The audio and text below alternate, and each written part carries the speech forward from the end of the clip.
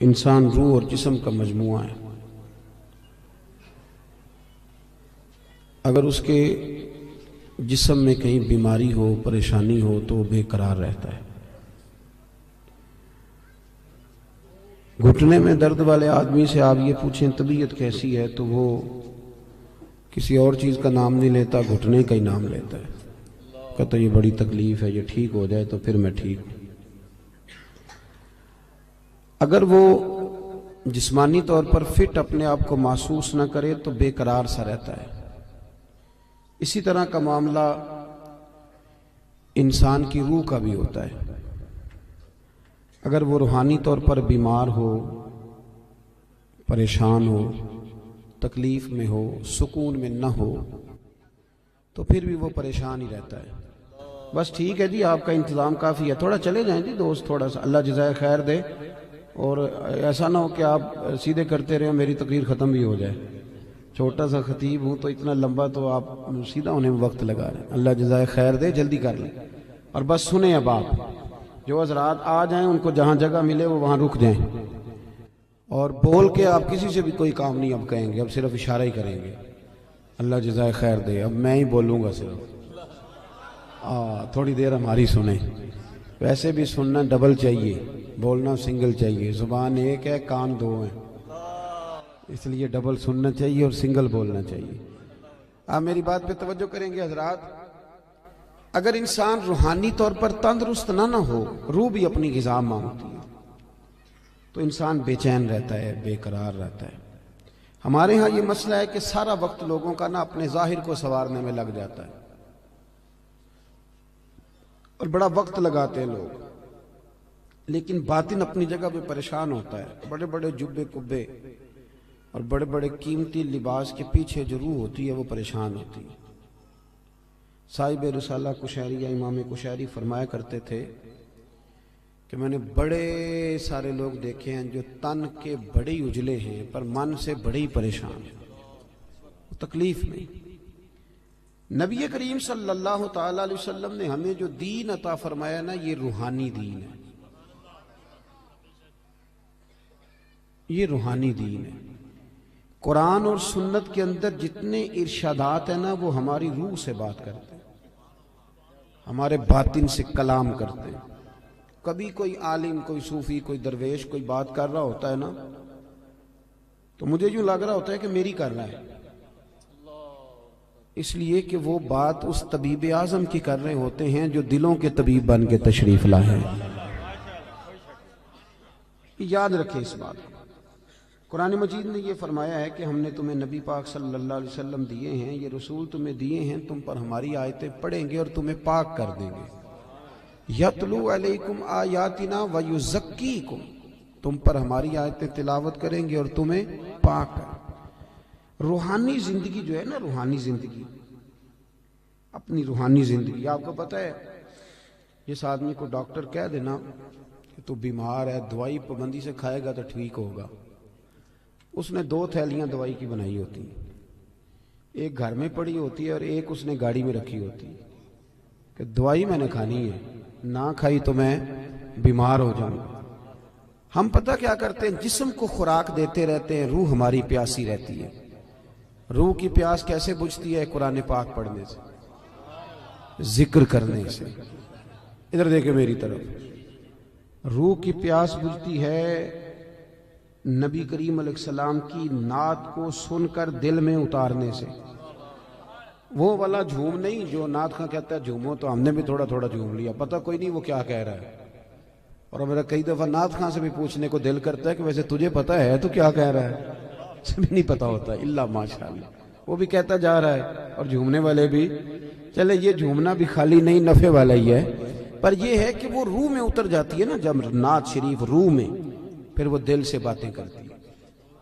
یہ صوفیاء کو سرکار کی زیارت ہوتی تھی بڑی زیادہ، تو آج کل بہت سارے لوگ اس پر بھی اعتراض کرتے ہیں. وہ کہتے ہیں جی اتنی زیارت کیسے ہوتی تھی؟ تو میں کہتا ہوں یار بڑی سادی سی بات ہے. جو آدمی گاڑی چلاتا ہے رات کو خواب میں بھی گاڑی چلاتا ہے. یہ بات آپ کی عقل میں آتی ہے کہ نہیں آتی؟ جو آدمی دن کے وقت گاڑی چلاتا ہے رات کو بھی گاڑی چلاتا ہے، تو جو دن میں تکے کھانے نکلتا ہے خواب میں کئی دفعہ تکہ ہی کھا رہا ہوتا ہے. آپ میری بات کو سمجھ لیں، پکی سچی بات ہے.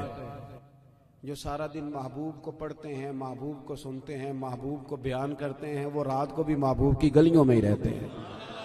یہ سادی سی بات ہے. اب آپ کی پتہ نہیں کیوں عقل میں نہیں آتی. یہ موٹی سی بات ہے. چرخہ جو بی بی دن کو چلاتی تھی، اگر اسے چرخہ نظر آ سکتا ہے تو امام سیوطی سارا دن حضور کی حدیثیں لکھتے تھے تو رات کو سرکار کی زیارت بھی کر لیتے تھے. ہماری جب روحانی زندگی مضبوط ہوتی ہے نا تو پھر ایک کام اور ہوتا ہے.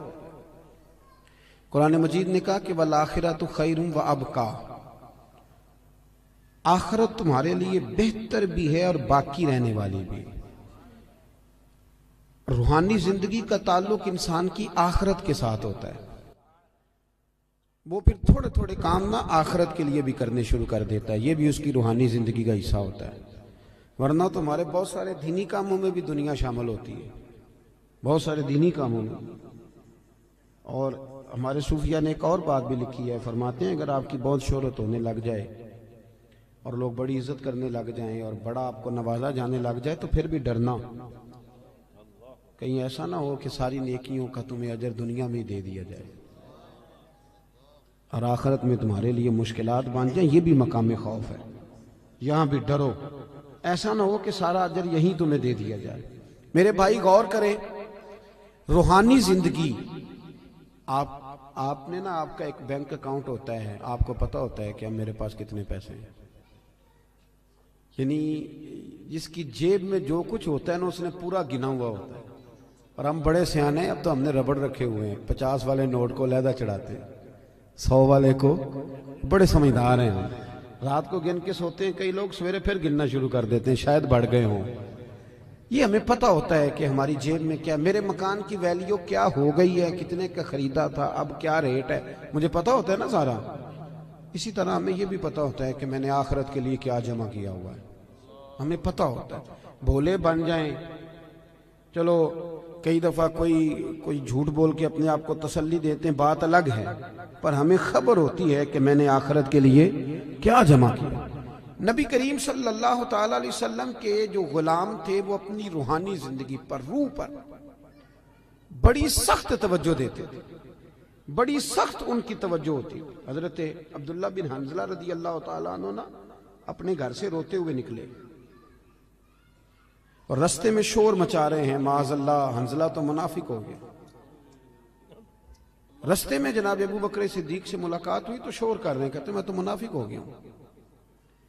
نے فرمایا کیا ہوا؟ کہنے لگا ابو بکر عجیب حال ہے نا کہ جب میں نبی پاک صلی اللہ علیہ وسلم کی بارگاہ میں ہوتا ہوں تو میرا نماز کو بھی جی چاہتا ہے، ذکر کو بھی جی چاہتا ہے، تلاوت کو بھی. میں دین کے قریب ہوتا ہوں، نکل کے آتا ہوں تو پھر دنیا داری. تو یہ تو 2 رنگ ہیں میرے دل کے، یہ 2 رنگ ہے، ایک ہونا چاہیے تھا.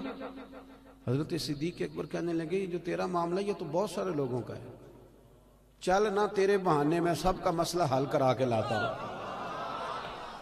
وہ کئی دفعہ بات ایک کرتا ہے تو بگڑی کئیوں کی بن جاتی ہے. چل نہ بہانہ تیرا لگاتے ہیں اور مسئلہ سب کا حل کراتے ہیں. حضرت ابو بکر صدیق رضی اللہ تعالیٰ عنہ لے کے آئے، حضرت حنظلہ رضی اللہ تعالیٰ عنہ کو لا کے کھڑا کیا. یا رسول اللہ صلی اللہ علیہ وسلم ان کی بات سنیں. وہ عرض کرنے لگے حضور میں تو منافق ہو گیا ہوں. حضور نے فرمایا کیوں؟ عرض کی یا رسول اللہ جب آپ کے پاس ہوتا ہوں تو رنگ اور ہوتا ہے اور دنیا کے پاس جاتا ہوں تو رنگ. آپ نے میری بات کو سمجھنا ہے کہ عرض کر رہا ہوں. یہ بہت سارے محدثین نے روایت لکھی ہے، پر امام سیوطی نے در منصور میں ذرا کھول کھول کے لکھی ہے اور بڑے اس کے پہلو بیان فرمائے. فرماتے ہیں کہ نبی کریم صلی اللہ تعالی علیہ وآلہ وسلم نے ارشاد فرمایا حنظلہ یہ جو تمہارے اندر احساس پیدا ہوا ہے نا کہ میرا رنگ ایک ہونا چاہیے اور اس طرح ہونا چاہیے جس طرح میں حضور کی بارگاہ میں ہوتا ہوں تو میرا رنگ ہوتا ہے، وہی کیفیت ہونی چاہیے. فرمایا یہ جو تمہیں احساس پیدا ہوا ہے یہی تو ایماندار ہونے کی علامت ہے. یہ علامت ہے کہ تمہارے اندر ایمان ہے. تم چاہتے ہو کہ میری روح بدل جائے، میں سب، اور جب احساس ہی نکل جائے. علامہ اقبال نے بڑی پریشانی کے ساتھ کہا کہ مصیبت یہ ہے کہ اب کارواں کے دل سے احساس زیاں جاتا رہا، اب احساس ہی نہیں کہ میں نیک ہو جاؤں. میری طرح کے کئی لوگ بن کے بیٹھ گئے ہیں کہ ہم نیک ہیں. ان کی ترقی رک جاتی ہے، ایک وقت پہ آ کے سمجھ لیتے ہیں۔ حضرت عمر فاروق کے پاس ایک شخص نے آ کے کہا تھا مسند امام احمد بن حنبل میں، حضور میں تقریر کرنا چاہتا ہوں، فرمایا نہ کرنا۔ اس نے عرض کی امیر المومنین میں پڑھا لکھا ہوں، میں واز کہہ سکتا ہوں، میرے اندر شرائط پائی جاتی، فرمایا نہ کہنا۔ عرض کی حضور کیوں؟ تبلیغ کروں گا، واز و نصیحت کروں گا۔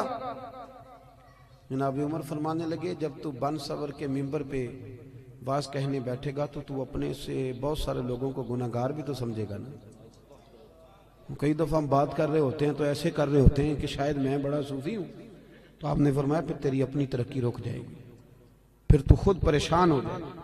اپنی روحانی زندگی میں ہمیشہ حضرت انس بن مالک رضی اللہ تعالیٰ عنہ فرماتے ہیں سرکار ہمیشہ نفل پڑھتے تھے، ہمیشہ نفل پڑھتے تھے، نفلوں کو وقت دیتے تھے، ٹائم دیتے تھے۔ اکثر اللہ کے محبوب علیہ السلام کی جو حیات مبارکہ ہے وہ بڑی مصروف ہے۔ 23 سالوں میں وہ انقلاب برپا کیا جو لوگ صدیوں میں نہ کر سکتے، لیکن اتنی مصروفیت کے باوجود بھی اللہ کے رسول رات کو مصلی پہ کھڑے ہوتے۔ ہماری ہر شے مضبوط ہو گئی، مصلی کمزور ہو گیا، مصلی کمزور، حضور مصلی کو وقت دیتے۔ حضرت انس بن مالک فرماتے ہیں کہ جنگ میں حضور کے ساتھ حاضر تھا تو میں نے وہاں بھی نرالا انداز دیکھا، لوگ سارے اپنے اپنے کاموں میں لگ گئے، وہ وقت تھا حضور کے نفل پڑھنے کا، تو میری اچانک نظر پڑی تو اللہ کے نبی گھوڑے پر ہی نفل ادا کر رہے، بیٹھے بیٹھے نماز ادا کر رہے۔ وہ اپنے معاملات میں کبھی فرق آنے نہیں دی، ہمیشہ۔ ہم لوگ کہہ دیتے ہیں، آپ لوگ سن لیتے ہیں، آج کل لوگوں کے پیروں میں ورم کوئی نہیں آتا، اب تو اتنا چلتے کوئی نہیں، اب تو بچے سے کہیں چونک سے ماچس لے آ تو کہتا ہے لاؤ موٹر سائیکل کی چابی۔ اب کہاں ورم آتا ہے صاحب، یہ دور ختم ہو گیا جب کبھی بہت چلتے تھے لوگ۔ اب تو حاجیوں کو بھی ورم نہیں آتا، اس لیے کہ حاج بھی زیادہ تر اے سی والی بس میں ہی ہو جاتا ہے سارے کا سارا۔ اب تو وقوف عرفات بھی لوگ بسوں میں کر لیتے ہیں، اللہ ماشاءاللہ وہیں بیٹھے رہتے۔ اور ہمارے محدثین نے یہ لکھا تھا کہ اپنی جگہ نہ چھوڑنا، وقوف کا معنی ٹھہرنا، ٹھہرے رہنا جب تک اذان نہ ہو، لیکن وہ ٹور آپریٹر کہتا ہے کہ آدھا گھنٹہ رہ گیا بس میں بیٹھو، تو سیٹیں پکڑنے والے ٹائم سے چلے جاتے ہیں، حالانکہ وہاں ٹھہرنا تھا، رکنا تھا۔ اب کہاں لوگ چلتے ہیں، حج میں بھی پیروں میں ورم نہیں آتا، کہیں بھی چھالا نہیں بنتا، کہیں بھی نہیں ٹوٹتا۔ آپ نے کہیں سنا ہو تو سنا ہو، میں نے اپنی زندگی میں نہیں سنا کہ کسی کے پیر میں ورم آ گیا چل کے یا کوئی کام کر کے یا کوئی مشقت کر کے، پر بخاری میں نے پڑھا ہے کہ سیدہ عائشہ صدیقہ رضی اللہ تعالیٰ عنہ فرماتی ہیں کہ اللہ کے رسول اتنا لمبا قیام کرتے تھے، اتنا لمبا قیام کرتے تھے کہ قدموں میں ورم آ جاتا تھا۔ قدم مبارک یہ والی سنت کب ادا کرنی ہے، اس پہ کب چلنا ہے؟ قدموں میں ورم آ جاتا۔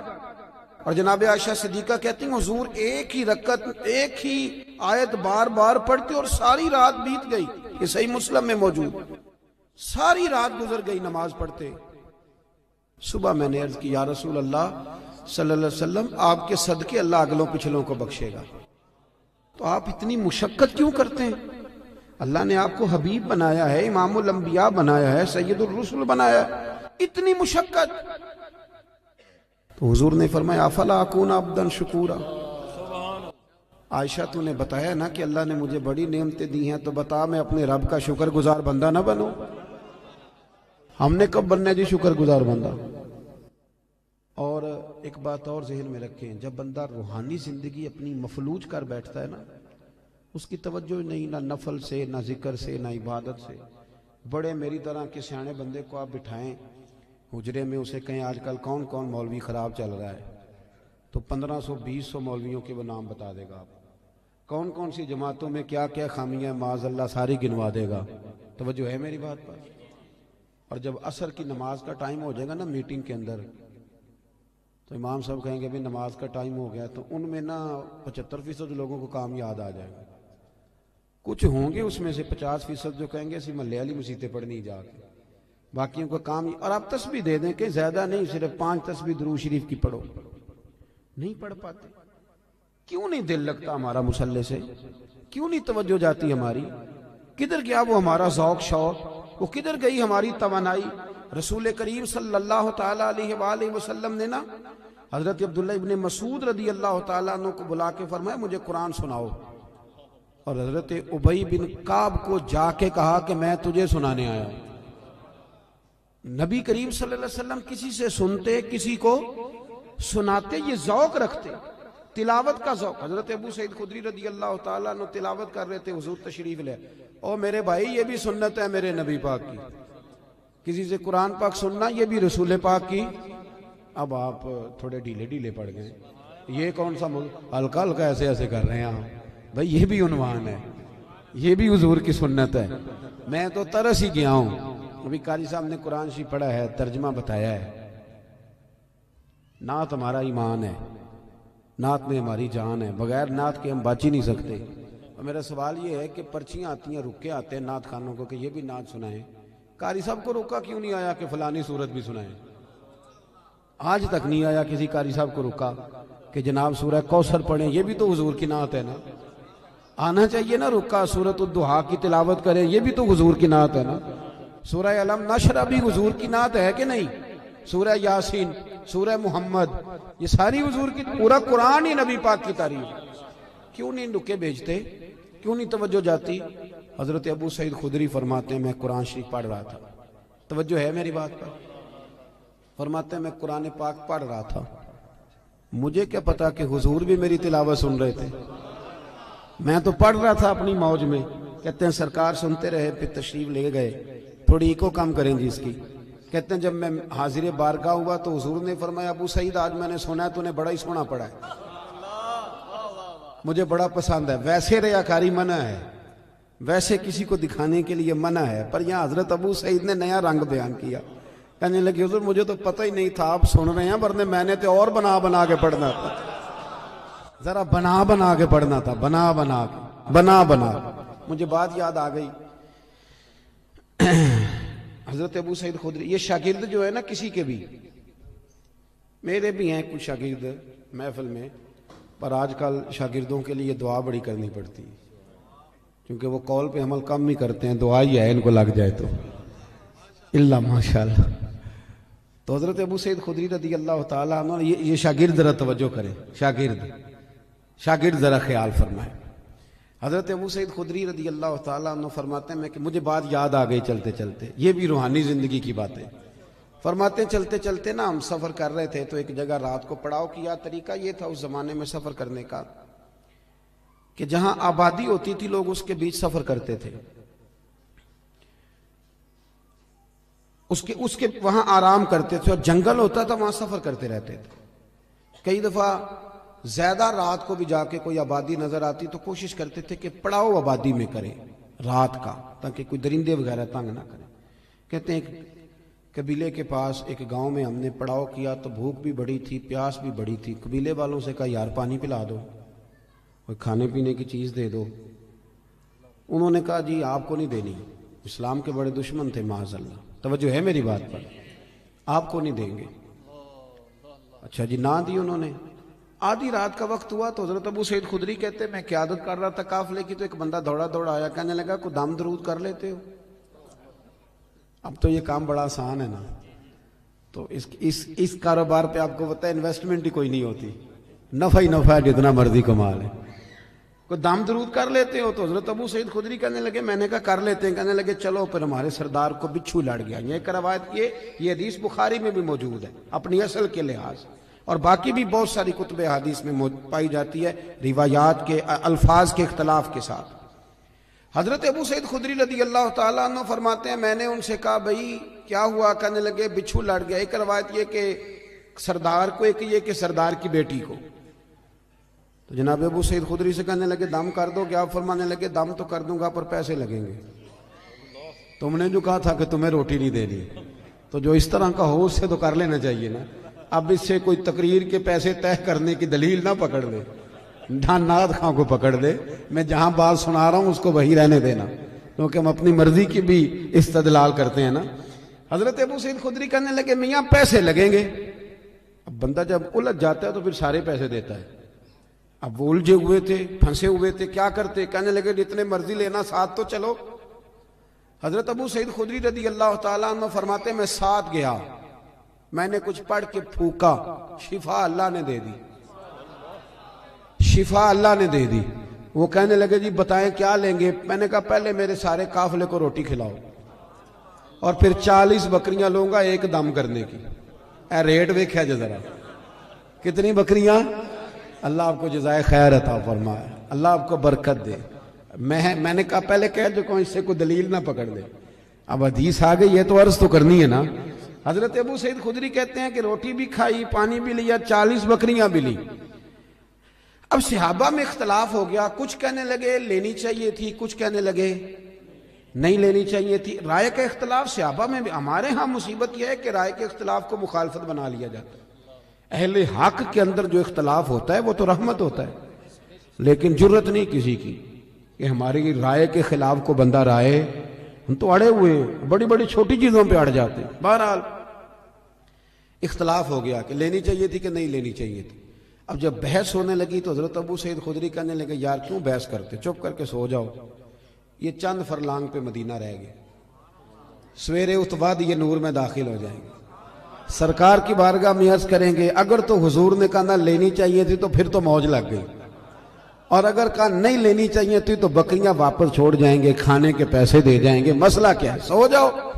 حضرت ابو سعید خدری کہتے ہیں سویرے پہنچے حضور کی بارگاہ میں، اور جا کر کے نا تو میں نے ساری تفصیل عرض کی۔ کہتے ہیں جب میں سنا رہا تھا تو حضور مسکرا رہے تھے، اور اتنا مسکرا رہے تھے کہ دانتوں سے نور نکل نکل کے مسجد کی دیواریں روشن کر رہا تھا۔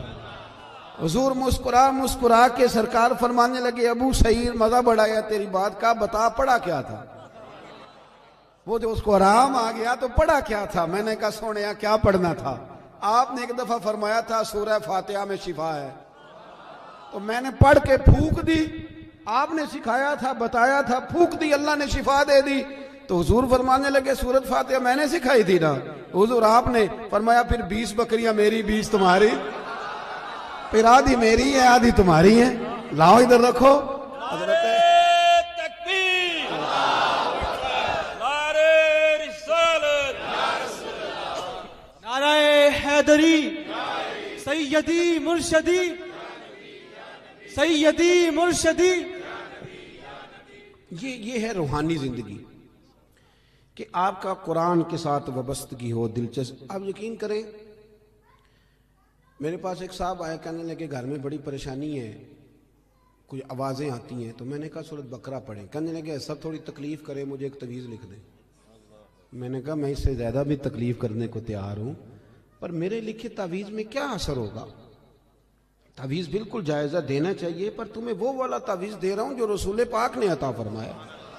حضور نے فرمایا سورہ بقرہ پڑھو، فرمایا جن کیا شیطان بھی تمہارے گھر سے دوڑ جائے گا، پر وہ وضو کرنا پڑتا ہے نا، قرآن شریف لانا پڑتا ہے۔ ہم اپنی روحانی زندگی کو بالکل چھوڑ بیٹھے، بالکل۔ ایک حافظ جی کل میرے سامنے قرآن شریف پڑھ رہے تھے، تو میں نے ان سے پوچھا پتر کیا کر رہے ہو؟ کہنے لگے روزے قریب آ گئے۔ میں نے ان سے کہا سنو یہ بات ٹھیک نہیں تمہاری، بچے بدنوں کو سنانے کے لیے یاد کر رہے ہو، یہ چیز درست نہیں۔ مجھے شاگرد پڑھتے ہیں نا ہمارے پاس، تو میں درس نظامی کے طالب علموں سے کہتا رہتا ہوں کہ اگر مطالعہ اس لیے کرو گے نا کہ قوم کو سنانا ہے، واہ واہ کرانی، تو تمہیں کوئی چیز یاد نہیں رہے گی۔ اللہ بڑا غیور ہے، ان صلاتی و نسکی و محیای و مماتی للہ رب العالمین۔ اپنی اصلاح کے لیے قرآن و سنت پڑھو، پھر جب تم ممبر پہ بیٹھو گے تو رب تمہاری زبان پر حکمت کے چشمے جاری کر دے۔ اب قرآن شریف اس لیے یاد کرنے کے لوگوں کو سنانا، چلیں یہ بھی ٹھیک ہے تراویح کے لیے، پر کچھ اتنا بھی تو پڑھے نا کہ میرا اللہ راضی ہو جائے، مجھے سکون ملے۔ اپنی روحانی زندگی پر محنت کریں۔ یہ دیکھیں کہ کتنے دن ہو گئے میں نے سنے ایک حدیث پاک، کچھ غریب لوگ اکٹھے ہو کے نبی پاک کی بارگاہ میں حاضر ہوئے۔ دیکھیں انہیں اپنے نیکی کے خزانوں کی کتنی فکر تھی۔ حضرت ابو ہریرہ رضی اللہ تعالیٰ عنہ کہتے ہیں انہوں نے غریبوں نے آ کے عرض کی یا رسول اللہ صلی اللہ علیہ وسلم یہ امیر تو نیکیوں میں ہم سے آگے نکل گئے۔ حضور نے فرمایا وہ کس طرح؟ عرض کی یا رسول اللہ وہ زکوٰۃ دیتے ہیں ہم پر فرض ہی نہیں، وہ حج کرتے ہیں ہم پر فرض ہی نہیں، وہ صدقات و خیرات کرتے ہیں ہم کر ہی نہیں سکتے، وہ تو گزر گئے آگے، اب کیا کریں؟ قربان جائیں محبوب کے سمجھانے کے طریقے۔ حضور نے فرمایا کان ادھر لاؤ۔ وہ غریب نہ حضور کے چہرہ نور کے گرد حالہ بنا کے کھڑے ہو۔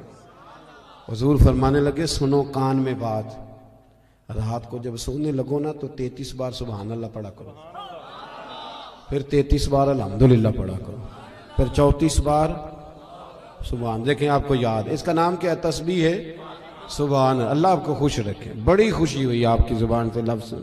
کہا یہ پڑھ کے سویا کرو رات کو.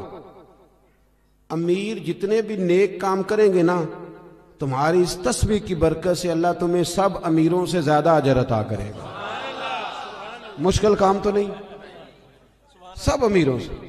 انہیں فکر تھی کہ وہ کہیں ہم سے آگے نہ نکل جائیں روحانی دنیا میں، نیکیاں زیادہ نہ کما لیں. آج کل تو رٹا یہ بنا ہوا ہے کہ دیورانی کہتی ہے اپنے شوہر سے کہ میری جیٹھانی نے فریزر نیا لے لیا، اب میرا نہیں گزارا جب تک نیا آئے نا، فوری طور پہ مجھے جدھر سے مرضی ادھار قسطوں پہ لے آ، لیکن شریکے دے نار رل کے ٹرنا پیچھے. یہ ہماری دوڑ ہے. اس سے نقصان ہوتا ہے، اس سے اخلاقی کمزوریاں جنم لیتی ہیں، اس سے آزمائش میں. آپ یہ دیکھیں کہ وہ جو میرا پیچھے خزانہ ہے نیکیوں کا جو خزانہ ہے، اس میں آج کل کیا ہے؟ میری زبان کہیں ایسا تو نہیں کہ باقی ہر جگہ چلتی ہے، صرف ذکر میں نہیں چلتی.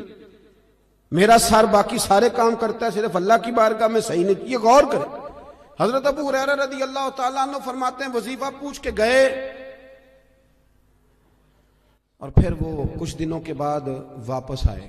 گئے تو بڑے مسکراتے گئے تھے، جیسے خزانہ ہاتھ لگ گیا. بڑے کچھ دنوں کے بعد واپس آئے تو بڑے پریشان تھے. حضور نے فرمایا اب کیا ہوا؟ کہ یا رسول اللہ بڑی پریشانی بن گئی. اب بھائی ہوا کیا؟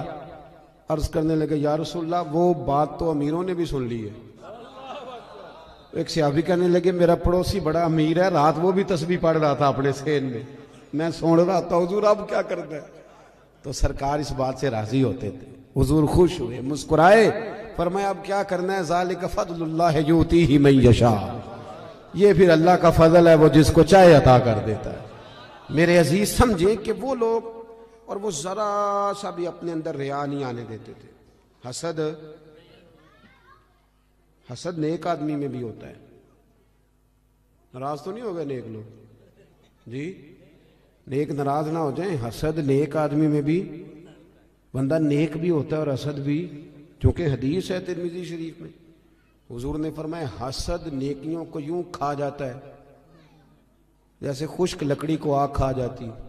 تو اس کا مطلب ہے حضور نے فرمایا بندہ حاسد بھی ہوتا ہے اور نیک بھی ہوتا ہے، اس کے ساتھ ساتھ حسد بھی چل رہا ہوتا ہے اور نیکیاں بھی. تو پھر نیک آدمی کو چاہیے نا حسد سے جان چھڑائے. ایسا نہ ہو کہ وہ نیکیاں کرتا جائے اور ساتھ ساتھ حسد کھاتا جائے، اس کا کوئی فائدہ. اپنی روحانی زندگی کہیں تکبر نہ آئے کہیں بھی. اور امام کشاری تو یہاں تک فرماتے ہیں، آپ فرماتے ہیں میں نے بہت سارے جھکے ہوئے لوگ دیکھے ہیں، گردنیں جھکی ہوئی ہیں، دل میں بڑا تکبر ہے. آپ فرماتے ہیں میں نے بہت سارے دعائیں مانگنے والے دیکھے ہیں جو جزاک اللہ بھی برابر کہہ رہے ہیں پر اندر ان کی عداوت بھی برابر ہے. ایسا نہیں کریں. آپ یہ دیکھیں کہ کہیں ایک دیکھیں نا، ایک ہلکا یہ میرا بٹن ٹوٹ جائے نا تو ساری محفل میں میری توجہ بٹن پہ رہے گی، چاہے کوئی دیکھے بھی نہ. مجھے تو پتہ نا ٹوٹا ہوا ہے تو میں بار بار غور کروں گا. ایک دھبا بھی باطن پہ لگ جائے نا، وہ جھوٹ کا ہو، وہ دغے کا ہو، وہ لالچ کا ہو، وہ حسد کا ہو، ایک بھی دھبا ہو نا سکون نہیں آتا، آپ بے چین رہتے. یہ میری طرح کے کچھ لوگ ایسے ہوتے ہیں جن کو اسٹیج پہ بیٹھنے کی بیماری لگ جاتی ہے. اب یقین کریں میں تو کسی وقت سوچتا رہتا ہوں کہ کوئی محفل ایسی بھی تو ہونا کہ ہم بھی پیچھے بیٹھ کے سنیں، اپنا چسکا بھی تو پورا کرنا ہے. لیکن وہ کئی میری طرح کے لوگ بیچارے گردن اونچی کر کر کے نقیب کو دکھاتے ہیں کہ میں بھی آیا ہوں، کسی طریقے سے اعلان کاری دے میرا، میں چودھری صاحب ہوں، علاقے کا محلے کا بڑا ہوں، 2 دفعہ چیئرمین ہوا، بلا لے کسی طریقے. اس سے گھٹن آئے گی آپ کے مزاج. بات زیادہ نہیں کرنی، سمیٹنے کی طرف آ رہا ہوں. سید احمد کبیر رفاعی اعلیٰ حضرت بریلوی رحمۃ اللہ علیہ نے بڑی کھل کے تعریف کی ہے اس درویش کی، اور یہ وہ کامیاب ترین لوگ ہیں جن کا عشق حضور کی بارگاہ میں مقبول ہو گیا. دروازے رسول پہ حاضر ہوتے تھے تو اللہ کے محبوب کروے انور سے اپنا بازو باہر نکال کے ہاتھ ملایا کرتے. حضرت سید احمد کبیر رفاعی رحمۃ اللہ تعالی علیہ فرماتے ہیں کہ کسی نے کہا حضرت اتنا اونچا مقام کیسے مل گیا؟ تو آپ فرمانے لگے لوگ مجھے مفتی بھی کہتے تھے، عالم بھی کہتے تھے، کچھ لوگ میرے مرید بھی تھے، لیکن فرماتے ہیں میں نے ساری زندگی سب سے گناہگار مسلمان کو بھی اپنے سے افضل ہی سمجھا. کیوں؟ آپ دلیل دیتے تھے، فرماتے تھے جب اللہ نے کہہ دیا کنتم خیر امت، اور تم بہترین ہو میرے نبی کا کلمہ پڑھنے والوں، تو فرمایا میں نے ہر صحیح العقیدہ کو، کلمہ گو کو اپنے سے افضل ہی سمجھا۔ یہ تھوڑا کرنا پڑتا ہے، ورنہ تو آپ ایک چکر میں پڑ جائیں گے، آپ کے لیے مصیبت کھڑی ہو جائے گی، ورنہ تو آپ اپنا لیول خراب کر بیٹھیں گے، آپ کا کسی سے پیار ہی نہیں رہے گا، آپ بلندی پہ ہوں گے، آپ کو کوئی نعرہ لگا کے ہاتھ چوم کے پیار کرے گا تو آپ کر پائیں گے، ورنہ رہ جائیں گے آپ بیچ میں۔ سید احمد کبیر رفاعی فرماتے ہیں کہ میں ایک دفعہ گزر رہا تھا ایک کھیت کے بیچ میں، درمیان میں منڈیر تھی چھوٹی سی، کیا کہتے ہیں پنجابی چ وٹ جی، آپ کا نہیں مجھے پتا، میں تو پینڈو ہوں، تو گاؤں میں نا یہ جب چاول کی فصل کاشت کرتے تھے نا مونجی، تو اس وقت کدو کیا جاتا تھا، پتہ ہے کہ نہیں؟ چلو جنہوں نے پتہ ہے وہ تو ہاں نہ کرو نا۔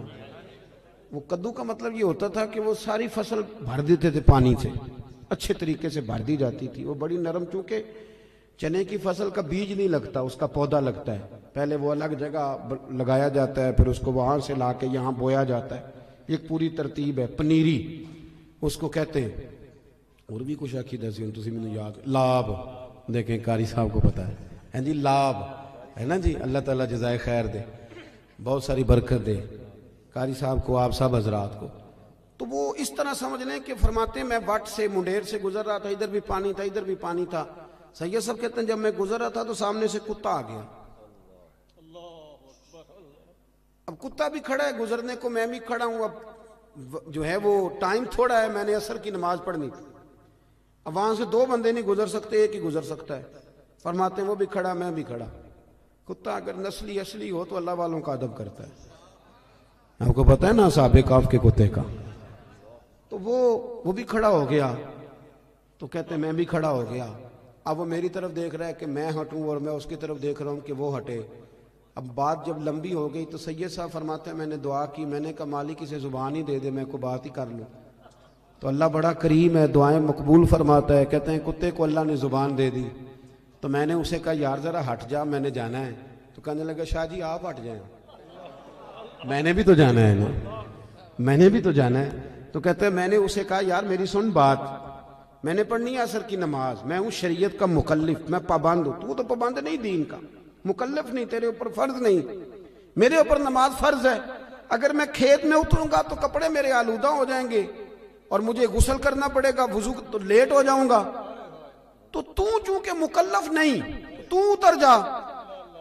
تو کہتے ہیں اس نے مجھے بڑی عجیب بات کر دی، کہنے لگا شاہ جی کھیت میں اترنے سے تو آپ کے کپڑے آلودہ ہوں گے، پر مجھے کتا اور حقیر سمجھ کر اگر آپ نے کھیت میں اتارا تو آپ کا دل آلودہ ہو جائے گا اور کپڑے تو دھل جائیں گے۔ وہ کیا کہا تھا درویش نے؟ بابا صاحب کہنے لگے راتی جاگیں تے شیخ صدا میں، راتی جاگ دے کتے تیتھوں اتے، مالک دا در مول نہ چھڑ دے، پاویں مارو 100 جتے تیتھوں اتے، ایک برکی دا قدر پچھانن، پاویں مالک ہون ستے تیتھوں اتے، اٹھ بلیا چل یار منا لے نہیں تے بازی لے گئے نہیں کتے، اٹھ بلیا چل یار منا لے نہیں تے بازی لے گئے۔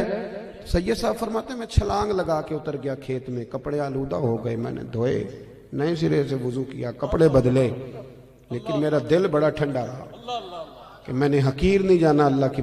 تھوڑی سی نا اپنی روحانی زندگی پر بھی توجہ دیں، تھوڑی سی تیاری کریں، ہم نے جانا ہے قبر میں۔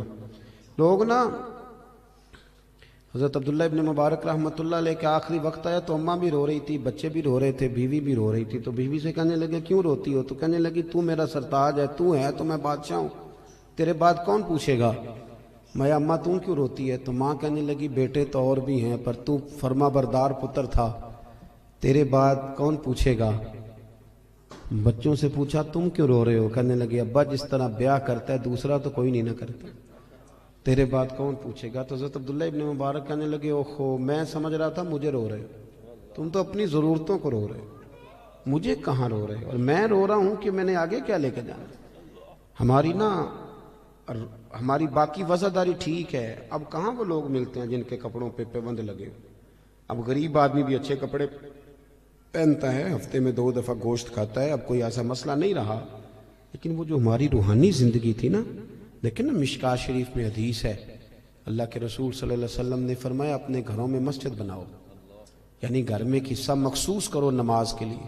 اور حدیث کے اگلے لفظ یہ ہیں کہ گھر کو قبرستان نہ بنا لیں۔ اس کا مطلب ہے کہ گھر زندہ ان لوگوں کا ہے جو گھر میں رہتے ہوں اور نفل پڑھتے ہوں، باقی تو گھر مردہ ہے، جتنے مرضی لوگ بستے ہوں۔ ایک لائن ہے صوفیاء کی پوری، حضرت فضیل بن عیاض سے لے کر ابراہیم بن ادم تک، ایک لائن پوری جو کہتے ہیں ویسے ہی گزر رہے تھے تو کسی گھر سے کوئی آیت سنی تو ہمارے اندر تبدیلی آ گئی، کسی گھر سے کسی کے پڑھنے کی آواز سنی تو تبدیلی آ گئی، بدل گئے، چھوڑ دیے گناہ۔ اب تو گھروں سے قرآن سننے کی آواز آتی نہیں، اب نہیں آواز آتی۔ دیکھو لوگ نفسیاتی مسائل کا بہت زیادہ شکار ہو گئے، ڈپریشن ہے، ٹینشن ہے، آواز آ رہی ہے، لڑائی ہے۔ اس کی وجہ یہ ہے کہ اپنی عقل کی کھوپڑی سے سارا کچھ ٹھیک کرنا چاہتے ہیں۔ عقل محدود ہے، آپ کدھر تک بھاگیں گے اس کو لے کے؟ بہت ساری چیزیں اللہ رسول پہ چھوڑ دیں اور اپنے جو من کے میل کچیل ہیں اس کو دھوئیں، اپنے آپ کو سمیٹیں، زیادہ ٹانگیں نہیں دنیا کے اندر پھیلائیں کہ جاتی دفعہ اکٹھی نہ کی جا سکے۔ اپنی زندگی میں کچھ چیزوں کو محدود کریں، بچا کے سارا کچھ چھڑا کے، سب سے مصلی لے کے نا بغل میں چھپا کے تھوڑا الگ سے بیٹھے، ایک تسبیح، ایک پانی کا پیالہ، ایک مصلی، پانی کا پیالہ ڈھکا ہوا، بند کریں یہ موبائل شبائل، تھوڑی دیر تنہا بیٹھے مصلی میں۔ صلاح الدین ایوبی بڑے پریشان رات کو رو رہے تھے، بڑے پریشان تھے۔ ایک بزرگ سے ملاقات ہوئی، انہوں نے کہا کیوں روتے ہو؟ کہنے لگے حضرت جی جنگ لڑنی ہے عیسائیوں سے۔ صلاح الدین ایوبی کے والد حضور غوث پاک کے مرید ہیں۔ صلاح الدین کہتے ہیں میں 10 سال کا تھا جب میرے ابا جی مجھے غوث پاک کی بارگاہ میں لے کے گئے، انہوں نے میرے لیے دعا کی تھی۔ 70,000 فوج جو صلاح الدین ایوبی کے ساتھ لڑی وہ ساری غوث پاک کے مریدوں کی تھی۔ خوش نہیں ہوئے آپ بات سن کے؟ ہاں جی، یہ صوفیاء کے ماننے والے جہاد کر سکتے ہیں، اور انہوں نے جہاد کیا ہے، یہی لوگ اور یہی چراغ جلے گا تو روشنی ہوگی۔ بہرحال صلاح الدین ایوبی بزرگ سے کہنے لگے کہ پہلے ہی بڑی کمزوری ہے مسلمانوں کے پاس، اسلحہ کوئی نہیں، اور ابھی مجھے خبر ملی ہے کہ عیسائیوں کا ایک بحری بیڑا اسلحے سے بھرا ہوا بحری جہاز آ رہا ہے، تو وہ بھی اگر اسلحہ شامل ہو گیا تو بڑا مسئلہ بن جائے۔ تو میں بڑا پریشان ہوں، بزرگوں دعا کرنا۔ بابا جی کہنے لگے چل عشاء کے بعد تو بھی دعا کر، میں بھی کروں گا۔ بزرگ کہتے ہیں میں عشاء پڑھ کے چلا گیا، جب رات کو دوبارہ آیا نا مسجد میں تو صلاح الدین سجدے میں گرے ہوئے تھے اور رو رہے تھے، اللہ مہربانی فرما، اللہ مہربانی، اللہ مدد فرما، رو رہے۔ کہتے میں نے کہا اسے یکسوئی حاصل ہے، میں یہاں نہیں، میں گھر میں جا کے مصلی بچھاتا ہوں، ہو سکتا ہے میری وجہ سے اس کو یکسوئی نہ ملے۔ کہتے میں گھر چلا گیا، جب فجر کی نماز پڑھنے کے لیے میں آیا تو صلاح الدین بڑے تر و تازہ تھے، خوش تھے۔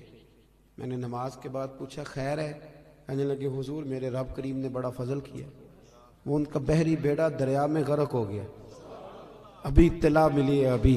بزرگ کہتے ہیں اس کی بات سنی تو مجھے وجد ہو گیا، میں نے کہا صلاح الدین وہ دریا میں غرق نہیں ہوا، تیرے آنسوؤں میں غرق ہو گیا، مجھے تو رویا ہے نا رات، تیرے آنسو سنے نا حدیث۔ حضور نے فرمایا اگر تو اللہ کے خوف سے رو پڑے اور صرف اتنا آنسو جتنا مچھر کا پر ہوتا ہے، اگر اتنا بھی تیری آنکھ سے نکل گیا تو تیرا دوزخ میں جانا اتنا ہی مشکل ہوگا جتنا بھینس کے تھنوں سے نکلے ہوئے دودھ کا دوبارہ تھنوں میں جانا مشکل ہوگا۔ پر کوئی اتنا بھی تو روئے تب ہے، کسی کو اتنا روحانی زندگی آباد کرے، دعائیں لمبی مانگا کرے، بہت زیادہ مانگا کرے۔ حضور فرماتے ہیں جو رب سے زیادہ مانگے اللہ اسے راضی ہوتا ہے۔ اپنا تعلق، یہ دعا بندے کا اللہ سے رشتہ ہے، دعا مانگیں، مصلی پہ بیٹھیں، درود و سلام پڑھیں، ذوق سے پڑھیں، ایک جگہ ایسی مخصوص کریں جہاں بندے نہ ہمیں دیکھیں، وہاں بن صبر کے سج کے بیٹھیں۔ کوئی پوچھے کہ یہاں اکیلے میں سج کے کیوں بیٹھو تو بتاؤ رب رسول کے لیے بیٹھا، ان کے لیے سجا سمرا بیٹھا ہوں، ان کی یاد میں بیٹھا ہوں، ان کے لیے بیٹھا ہوں۔ اپنی روحانی زندگی کو مضبوط کریں، اپنے اندر کے معاملات کو درست کریں، آپ کو سکون ہوگا۔ جب غذا ملے گی تو آپ دیکھیں گے دل آپ کا مضبوط ہے۔ دعا کرتا ہوں جو میں کہہ سکا میرا اللہ قبول فرما لے، جہاں بھول گئے اللہ ہم سے درگزر فرمائے۔